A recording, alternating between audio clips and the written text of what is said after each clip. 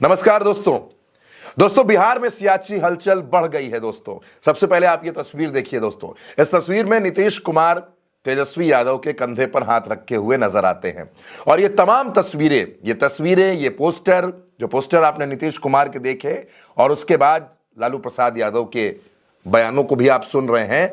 इन तमाम चीजों ने भारतीय जनता पार्टी को टेंशन दे दी है और टेंशन इतनी ज्यादा हो गई है कि भारतीय जनता पार्टी नीतीश कुमार के सामने सरेंडर नजर आ रही है।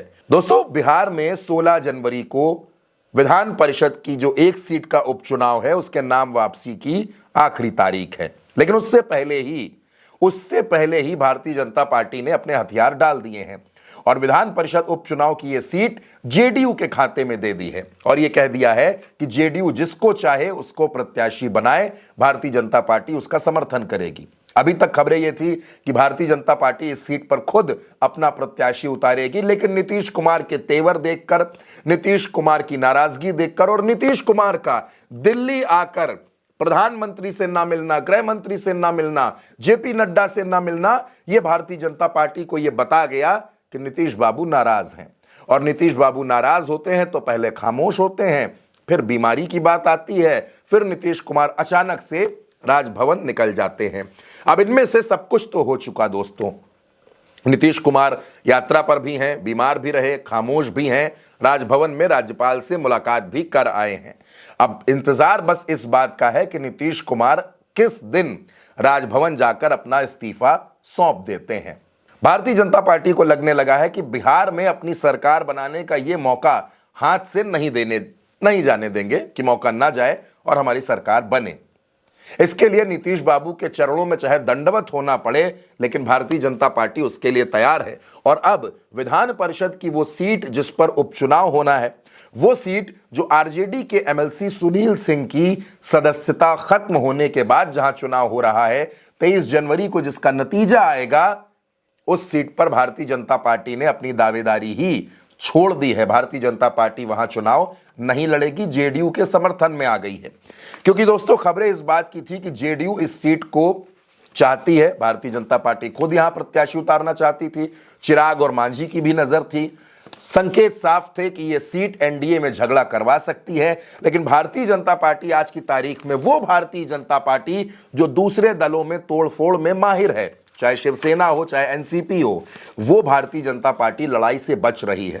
बीजेपी को लगता है कि नीतीश कुमार से लड़ना मतलब अपना नुकसान, नीतीश कुमार का नाराज होना मतलब अपना नुकसान। क्योंकि अगर नीतीश कुमार अलग होंगे तो ऐसा नहीं है कि सिर्फ बिहार में परिवर्तन होगा, बीजेपी के दोनों डिप्टी सीएम का इस्तीफा होगा, बीजेपी के मंत्रियों का इस्तीफा होगा, सरकार गिरेगी सो अलग, ऊपर से नरेंद्र मोदी की सरकार संकट में आ जाएगी क्योंकि 12 सांसद कम हो जाएंगे। और इसी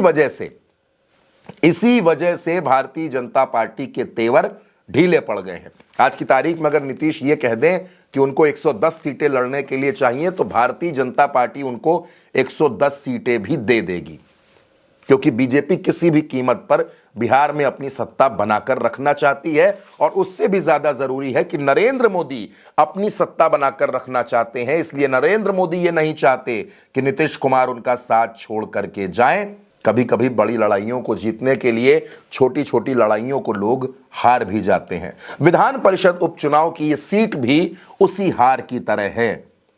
भारतीय जनता पार्टी की तरफ से दोस्तों कहा तो खूब गया कि मुख्यमंत्री भारतीय जनता पार्टी का होगा, पार्लियामेंट्री बोर्ड तय करेगा, हम फैसला करेंगे, तमाम बातें आई। लेकिन अब जब नीतीश बाबू ने थोड़ी सी अपनी नजरें तिरछी क्या कर ली तो भारतीय जनता पार्टी हाथ जोड़ने पर मजबूर हो गई और सीट छोड़ रही है नीतीश कुमार के सामने।